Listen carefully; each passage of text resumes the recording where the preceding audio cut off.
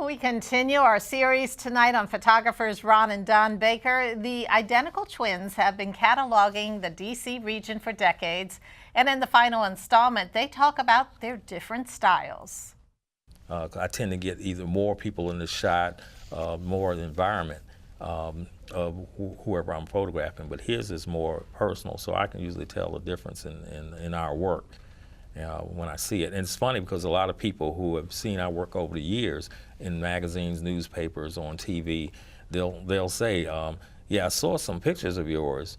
And I'm saying, well, how do you know that? You know, they say, well, I could just tell, you know, it was Baker Brother pictures. It's kind of funny because you think of people like Scurlock and James Van Der Zee, and those kind of people had that kind of style. You'd expect people to recognize right away, but you don't see yourself having a style that other people would recognize.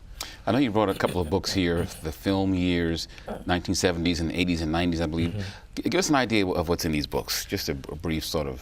Basically, I covered in the 70s books everything that I started in 1974 and forward. So you'd have pictures of Muhammad Ali, pictures of Van McCoy, the Jacksons, Donna Summer, Marion Barry and Effie Barry, members of the Congressional Black Caucus. So you'd have a whole lot of people who represented the early part of our career.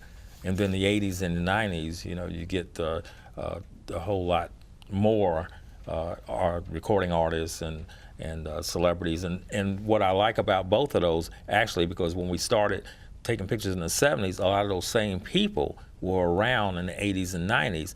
And many of them are, well, I say many, but a lot of them are still around now. And so our books and our images actually reflect a history that we've documented of many of the people who have, say, started out at an early age. People didn't know who they were, like Ron Brown and people like that. And all of a sudden, now they've been hoisted into the, you know, the headlines, and they become famous. And we kind of say, we photographed you when.